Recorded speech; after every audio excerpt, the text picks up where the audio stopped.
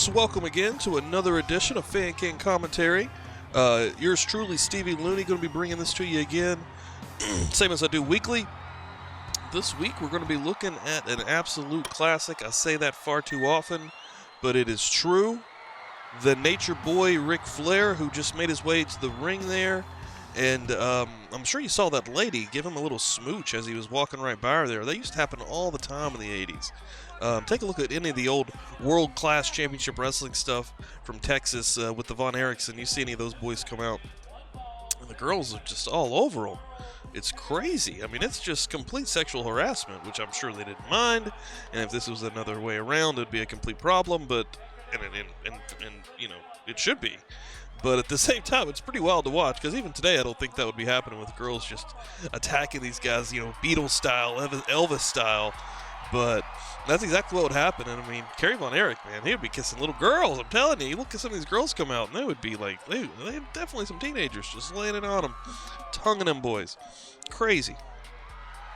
And we got Ric Flair again. He's going to be facing Harley Race, the NWA World's Heavyweight Champion here. This is pre-STARRCADE 1983. This is a match leading up to that. As you can see there, Harley Race is holding the NWA World's Heavyweight Championship. I believe Harley Race was a 7-time NWA champion. Both of these men multiple times over. I believe Ric Flair, when he ends up beating Race at STARRCADE 83, that was his second reign, if you can believe that. Before my time, I was born in 1986, and Ric Flair was going well into my adulthood. And, of course, Harley Race didn't have a lot of time left. I believe he officially retired in 1990. But he was definitely slowing down even in 89 and 88, coming out of the World Wrestling Federation with his little run there with Vince. The referee doing the classic check of the men, making sure he ain't got no foreign objects, even though he didn't check Flair. I believe Ric Flair's the face here. This is leading into the NWA STARRCADE event. I believe that Harley Race was the heel in that match. They ended up being in a cage match at STARRCADE 83. Of course, famously, when Ric Flair won the World Heavyweight Championship, strutting and profiling there. This is a good match, though, we're going to have here. This is going to be maybe one of the better matches. We've had a lot of good matches, a lot of just complete matches that were the badass. Ric Flair here. Oh, we got a suplex right out the gate. Oh, reversed by Flair off the ropes. Starting hot and heavy across body. 2 count to start off the match quick. Oh, man, Flair already in control. These guys didn't even do a collar and elbow tie-up. They went straight into it, hot and heavy. Young Buck style. But, yeah, these guys, of course, Harley Race. Well, both these guys, of course. I mean, Ric Flair is a lot more famous than Harley Race, but in the professional wrestling world, Harley Race is a renowned pro wrestler. Trained a lot of the wrestlers we still see today. Of course, Ric Flair. Still see Ric Flair every once in a while. We did sadly lose Harley a couple of years ago. But Ric Flair still, big back body drop onto Harley Race. Looked perfect there. We got this weird camera angle there.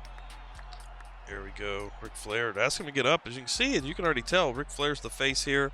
Ric Flair didn't wrestle a lot as a face in his career, but he did randomly. See Harley pedaling back into the corner, trying to get him to back off so he can catch his breath.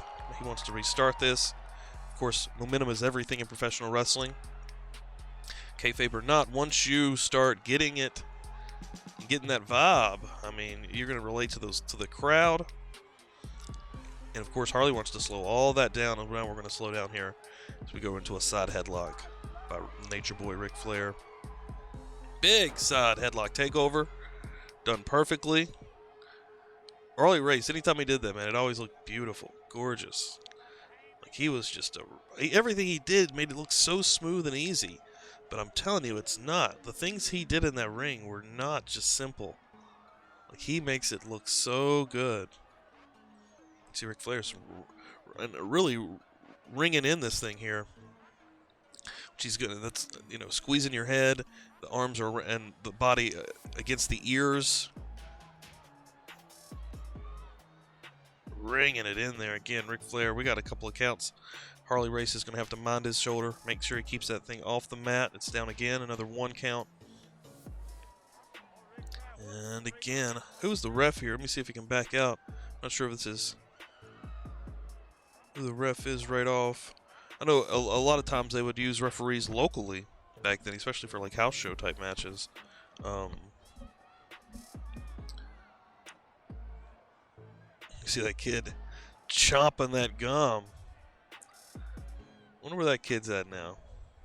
They're probably, presumably, with his dad. That's a cool shot. Race making his way back up to trying to make his way back up to a vertical position. He's up to his knees. Flair's not going to let him have it easy though. He gets him into the ropes, gets a little bit of momentum enough to push Flair off. Oh, a leapfrog by Harley. You don't see that often. Big forearm off the ropes by Flair. We got a cover and a 2 count. No, I could not tell who that ref is. I'm not sure. Does not look familiar. But man, that forearm off the ropes reminded me of Tito Santana. Used to always do that flying matador forearm. That was awesome. It was really cool. See a lot of crowd reactions here, and we're into a front face chancery by Ric Flair. Again, holding his position on Harley Race early in this match. We're about 6 minutes in. This isn't as long as a normal NWA World Title match from this era. A lot of times they would go 45 minutes to an hour. This one's right at 21 minutes, and I'm not going to lie to you, I did not finish to see exactly how this ends. I want to be surprised as you, so I'm going to guess that there's not an official finish here with a pin, just where they're so close to STARRCADE 83, but I'm not sure. I'm not sure. There might be some kind of interference, but there'll probably be some kind of schmooze job and thrown completely out. Another 2 count. Race keeping that shoulder barely up. As Flair, this is some amateur wrestling stuff right here, just trying to get those shoulders down. This is something you rarely see in wrestling again today. He's getting into a chin lock, double chin lock. And you see the fans are into this. I mean, they're enthralled with professional wrestling right now. These guys doing mat-based stuff. Again, Race trying to make his way back up. Turning that neck. Oh, did Flair bite his ear there? I think he might have bit his ear there. See, Flair is always a little bit dirty. This is before the Four Horsemen, believe it or not. The Four Horsemen would form a couple of years after this, probably about a year and a half after this, in '85 in the NWA. Of course, the original Four Horsemen: Ric Flair, Arn Anderson, Ole Anderson, Tully Blanchard, and managed by James J. Dillon. And they ran roughshod all over the NWA for a long time. I like different incarnations of the Four Horsemen, but the original Four Horsemen was awesome. Which I liked it when they brought in Barry Windham. I thought he was a good replacement for someone like Ole. But I really like Ole. Ole isn't talked about a lot in pro wrestling, but anything I've ever watched from Ole, especially from the old Georgia days and the early '80s, he's awesome. And even the mid '80s when he was tagging with Arn Anderson. I really like Ole Anderson. He tagged with Stan Hansen a little bit in the old Georgia days, but he was awesome. He did not take any bullshit. He would put it down on anybody in the ring. You see now Harley Race has now got control, delivering knee drop after knee drop to the midsection of Ric Flair. Ric Flair rolling around in agony in the corner there. If he'd have reached out and grabbed a rope there, the referee would have had to have broken the situation. Oh, big punch right to the hand, or to the head rather, sorry, to the face. And a knee lift. Harley Race knee lift. Ric Flair selling out of control into the ropes. That was awesome. Think about wrestlers today. You know, a lot of the guys you see on TV have been wrestling for 10, 15, some even 20 years and more. Ric Flair here had been wrestling for 10 years. That's how early in his career it was. He started his career, I believe, in 72 or 73. Big headbutt. See a little girl there enjoying the show as well. Oh, she's getting into it. Hope she's a Harley Race fan. Hope she's just like, yeah, get him, Harley. Get him. Another headbutt directly to the forehead of Ric Flair. And she's like, yeah. Harley Race. A big knee drop. Oh, and Ric Flair did that throughout his whole career. But just thinking about how early this is in someone like Ric Flair's career, it's just really cool to go and think about what he would do. I mean, Ric Flair's last official match was like 2011, I believe. Crazy. And he would probably want to do one now if you really let him. Another knee drop, and I love the way those look. Triple H always did those knee drops. I know Triple H was a huge Harley Race fan and had a lot of influence on his career, as well as Ric Flair, interestingly enough. But those knee drops and the high knee lifts and a lot of the moves that a swinging neck breaker, perfectly done, perfect execution. That Triple H does in his regular arsenal comes from someone like Harley Race, and you can see it. You see the influence there. This little girl's getting it. She's ready to go.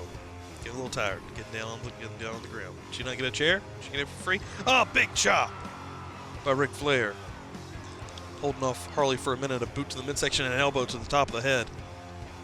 Harley finally starting to wane here just a little bit as he's been in control for the last few minutes. Of course, Flair had the early start of this match. It's kind of flipped over on him and thrown outside the ring through the ropes. As I mentioned in the last episode, the old NWA throwing your opponent over the top rope would be an automatic disqualification rule, and I'm sure that is in effect here.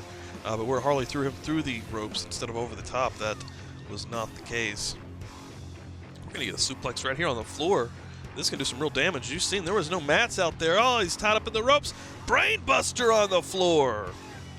Brainbuster on an unprotected floor by Harley Race. This could be a game changer right here. Oh, man. Oh, but he missed a headbutt.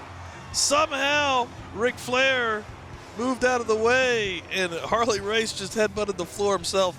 He just did as much damage to himself as he might have done to Flair, and Flair's already back up. He couldn't have got the brunt of that brainbuster on the floor. He would be hurting, and he'd be in a much worse mess here. That backfired on Harley Race as he's trying to make his way back in. I think Flair just broke the count. We're going to get a chop. Oh, Harley's grabbing a chair. Harley's getting a chair. If we don't get that chair here, we're going to get a disqualification. Oh, he hit him with the chair. He hit him with the chair. That's got to be it. What's going on? Is this a no DQ match? I wouldn't think so.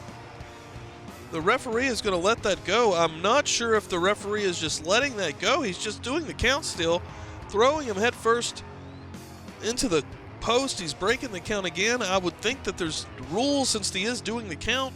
I think the referee is just using some discretion here and letting that chair shot go. I'm not sure why, especially when the challenger is hitting the champion. Has the whole world gone crazy? Am I the only one around here who gives a shit about the rules? And could have ramifications on the world title. Big elbow and bringing Harley Race back into the ring. Oh, Harley Race is laid down flat in the middle after he took a chair shot. I'm not sure what happened there. I'm not sure why that would not be a disqualification. But here we are, 13 minutes in, and Ric Flair is going to do a suplex. Oh, he couldn't get him. Too much weight. His back's hurting him. Of course, Ric Flair famously has a bad back from the plane accidents he's had in his career. They're showing that little girl how enthralled she is. That's awesome. Just delivering those right hands to Ric Flair. Left hands, actually, I believe. And, punches him right on the face. It's Harley Race. Somehow back in control after taking a chair shot to the head, no less, in 1983, without a disqualification. He's going to get caught the way Flair usually gets caught, I believe. He's in a bad spot here. He's going to get thrown off. This is not where you want to be. Big throw by the Nature Boy. Oh, Ric Flair's feeling it. Ric Flair's feeling it. Oh, just getting on top of him, mounting him, and he's just going to deliver some right hands here. One after the other.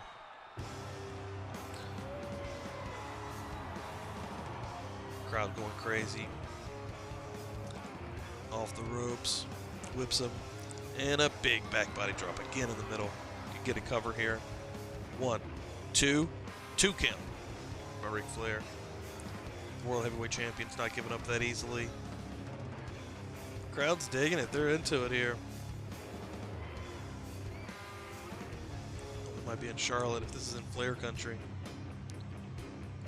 It's already a game changer. Reversal. Harley off the buckle, and he fell right into a sleeper.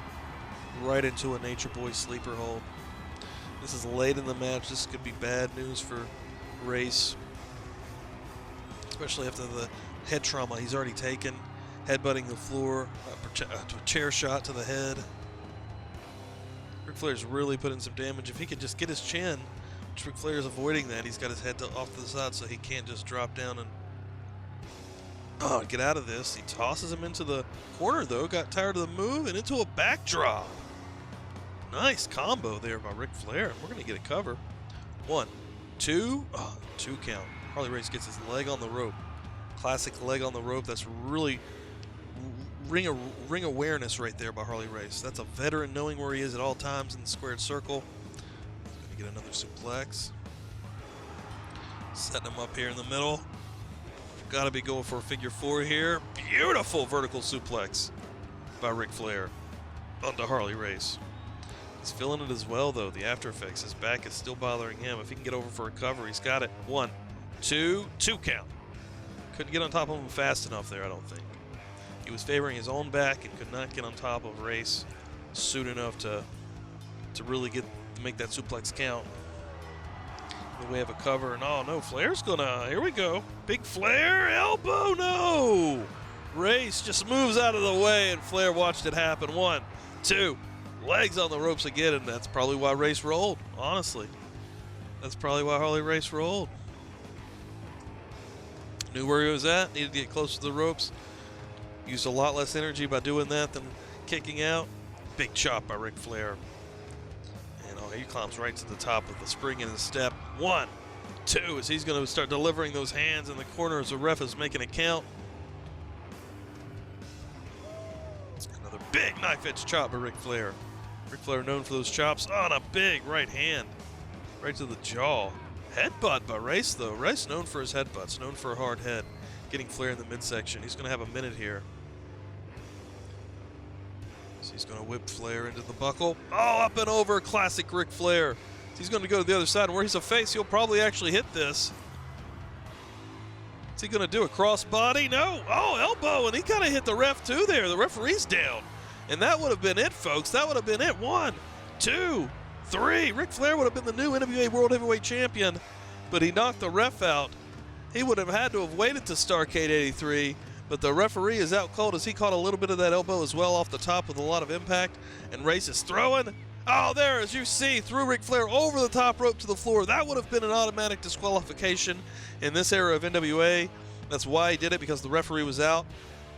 And Flair did a spill onto the floor, onto the unprotected concrete floor as he's getting suplexed back in, but Flair reverses.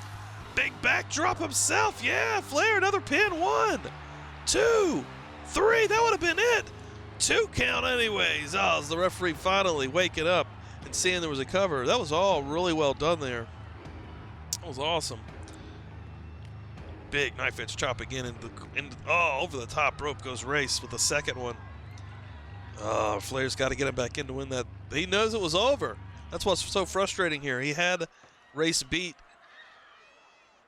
Race pulling him outside. Now we're just going to have a Donnybrook on the floor. These guys are tearing each other up. These guys had great chemistry, great matches. As he knocks Race down there. Big right hand strike of his own as he's trying to get back into the ring. He's going to get pulled out. We got a double count out coming here. Race throws him in. Okay, no. Lets him go in, and Race is going to go to the top. Race going to come off with a big crossbody, but flipped over to Flair. 1, 2, 2 count. Oh, he almost had Race there, and he's going for it. The figure 4 leg lock right in the middle of the ring, folks. Here we are, yeah! Ric Flair's got Harley Race. Harley Race has nowhere to go. The referee checking Race. I'm not sure how this is going to end. There is not much time left. Please subscribe, folks. I haven't said that yet. Leave a comment. Let me know what you want to see in the future. Like, share. That really helps out the channel. Next week, we're going to be showing the Muda scale. Hase and Muda from New Japan Pro Wrestling. Make sure to tune in for that. As these two are, Ric Flair just pumping, the crowd going crazy. They know that they can have a new NWA World Champion, but Race throws the ref out of the ring, but the ref landed on his feet. That was not enough to get a disqualification, I don't think. Well, maybe it was. He was breaking it. What is he doing? Is he throwing it out with a DQ? Referee begging him not to DQ him here.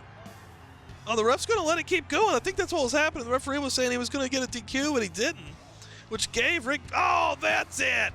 That's a disqualification. Ladies and gentlemen, Harley Race dumped him over the top rope. That's so crazy. That's how this match ended. I was just talking about this in the last episode. Dumping someone over the top, that's an automatic DQ. Ric Flair just won the match, but the title does not change hands. Harley Race knew what he was doing there, and he was about to get DQ'd anyways by putting his hands on the ref. So the referee had so much discretion in this, but then that happened, and he had to throw it, and then Ric Flair's pissed. Ric Flair is pissed because the title does not change hands in that kind of disqualification, even though he's the winner. That's awesome stuff. That gets the crowd so hyped up. The crowd was loving it. They were hoping for a new champion in the Nature Boy Ric Flair. As you can see, Ric Flair's livid.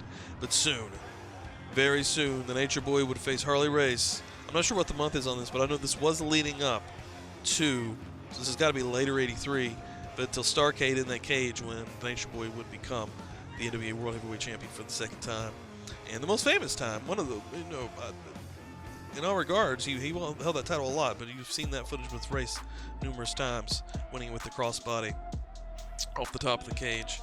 And, yeah, folks, thank you again for joining me. This was a wild one. This was a really good wrestling match. Ric Flair always brings the goods. First Harley Race episode. So they're already taking the ring down. They're like, we got to get the hell out of here, boys. But yeah, please subscribe again. Let me know what you want to see. I always say that. This next episode is exactly that in play. Someone did request the Muda scale. It's going to be a fan request. And I will get that rocking and rolling. But thanks again, and I will see you next time.